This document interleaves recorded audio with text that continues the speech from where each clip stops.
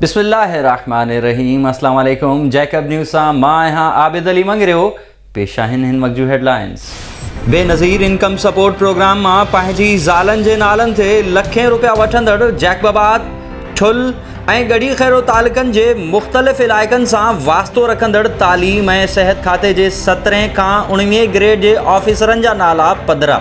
गड़ी खैरो तालुक़े जे रहवासी तालीम खाते जे 17 ग्रेड जे ऑफिसर रज़ा मोहम्मद पंहिंजी ज़ाल जमाल ख़ातून जे नाव ते 1,03,250 रुपया, ॻोठ सोणो ख़ान लोहर जे रहवासी तालीम खाते जे 19 ग्रेड जे ऑफिसर नज़ीर अहमद लोहर पंहिंजी ज़ाल सकीना जे नाव ते 88,500 रुपया, ॻोठ रसूल बख्श बिरोही जे रहवासी तालीम खाते में 17 ग्रेड जे ऑफिसर अब्दुल गफ़ूर पंहिंजी ज़ाल गंज बीबी जे नाव ते 80,000 रुपया, तालीम खाते जे 19 ग्रेड जे ऑफिसर मोहम्मद इस्लाम पंहिंजी ज़ाल पीराणी जे नाले ते 1,16,000 रुपया, तालके ठुल जे इलाइक़े गड़ी हसन जे रहवासी सिहत खाते में 18 ग्रेड जे ऑफिसर ख़ादिम हुसैन पंहिंजी ज़ाल जन्नत ख़ातून जे नाले ते 1,04,000 रुपया, तालीम खाते में 19 ग्रेड जे ऑफिसर निसार अहमद पंहिंजी ज़ाल सकीना जे नाले ते 99,700 रुपया, ठुल जे रहवासी तालीम खाते जे 17 ग्रेड जे ऑफिसर अब्दुल ख़ालिक पंहिंजी ज़ाल सईदा बेगम जे नाले ते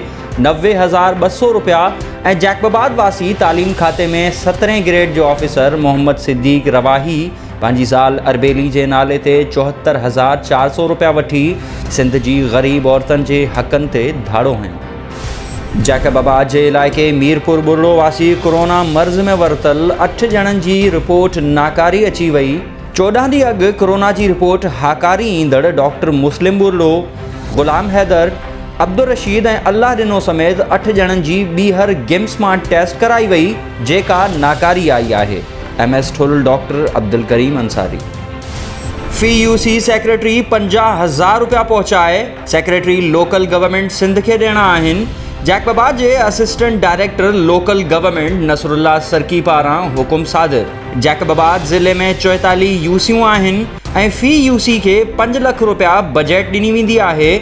ज़रियनि मूजिबि 44 यूसियुनि लाइ आयल 22 करोड़ रुपयनि ते नसरुल्ला सरकी 22 लख रुपया सेक्रेटरी लोकल गवर्नमेंट सिंध जे नाले ते रिश्वत तलब कई, जेका खेसि हर UC सेक्रेटरी पहुचाए ॾिनी। ज़रियनि जो चवणु आहे त UC सेक्रेटरीज़ पारां खेसि हर महीने 8,80,000 रुपया ऑफिस ख़र्च जे नाव ते ॾिना वेंदा आहिनि। नसरुल्ला सरकी पंहिंजे गुज़िरियल दौर में जाली भर्तियुनि समेत करोड़े रुपयनि जी करप्शन कई हुई ऐं हाणे ADLG समेत TMO जैकबाबाद जी चार्ज बि संदसि हवाले आहे।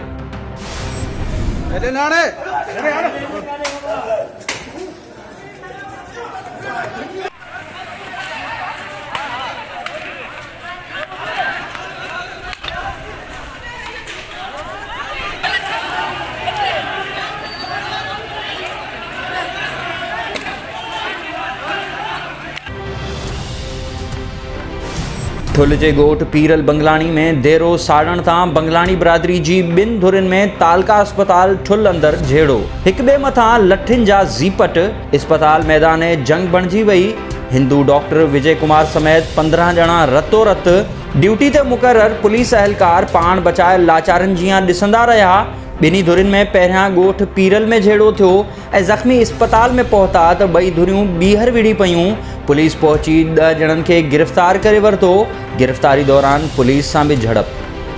जैकबाबाद जे बोलान पाड़े जे दुकानदारनि नज़ीर अहमद ऐं ॿियनि जो DSP CIA मोहम्मद यूसुफ बिरोही ख़िलाफ़ एहतजाज। DSP पारां लॉकडाउन दौरान हुकूमती इजाज़त हुअण बावजूदि दुकान खोलण ते तशद्दुद जो निशानो बणायो ऐं आवाज़ उथारण ते धमकियूं ॾेई रहियो आहे। DIG लाड़काणो ऐं एडिशनल IG सखर मामले जो नोटिस वठी इंसाफ़ फ़राहम कनि।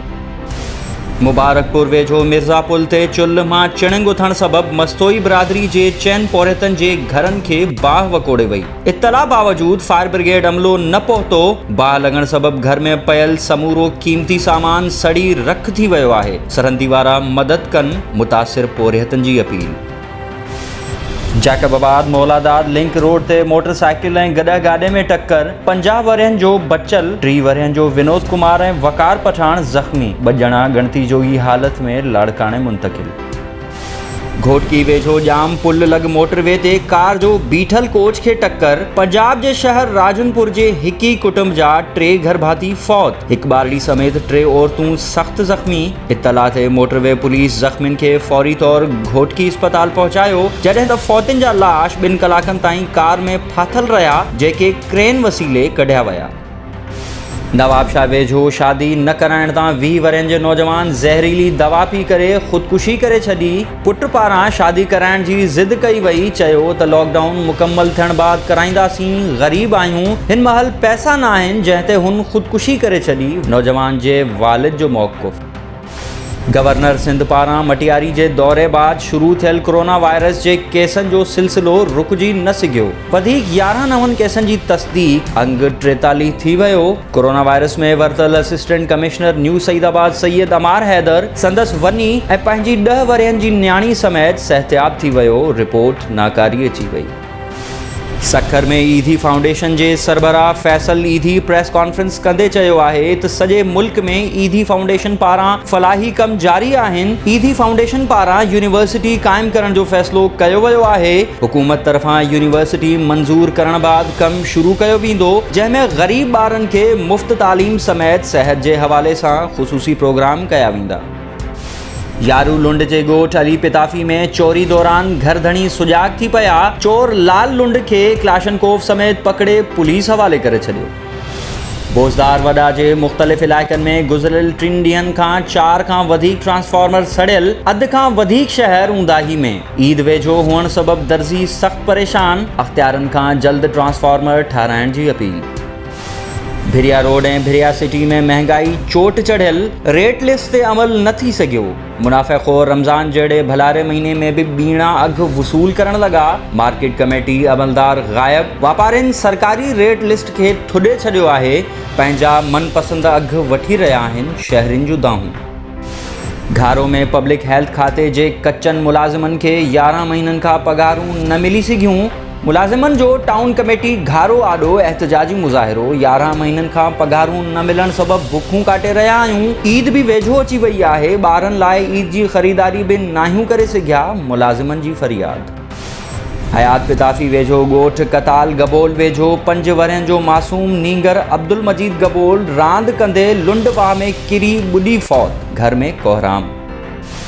अवामी तहरीक जी मरकज़ी ऑर्गेनाइजिंग कमेटी जे सेक्रेटरी महरान सिंधी, नूर अहमद काथियार, हुरन निसा पलेजो ऐं ॿियनि पंहिंजे गॾियल बयान में ठठे अंदर उस्ताद मोहम्मद यूसुफ ऐं ठुल अंदर अहमद कंडराणी पारां व्याजखोरनि तरफ़ां तंग करण ते ख़ुदकुशी करण ऐं गंबट में याकूब जोगी खे व्याजखोरनि तरफ़ां तशद्दुद करे क़त्ल करण वारे अफ़सोसनाक अमल जी सख़्त मज़म्मत कंदे सिंध हुकूमत खां मुतालबो कयो आहे त व्याजखोरनि ख़िलाफ़ मुल्क ऐं सूबे अंदर मौजूद कानून ते सख़्ती सां अमल करण जा उपाउ वठी व्याजखोरनि ख़िलाफ़ सख़्त क़दम खणी मजबूर कर्ज़नि जी जान आजी कराई वञे। ही हुयूं हिन वक़्त ताईं जो हेडलाइंस। वधीक तफ़सील लाइ विज़िट कयो असांजी वेबसाइट www.jacobnewsHD.com ऐं फेसबुक ते फॉलो कयो। ॾिसंदा रहो जैकब न्यूज़, ख़बर खां हक़ीक़त ताईं।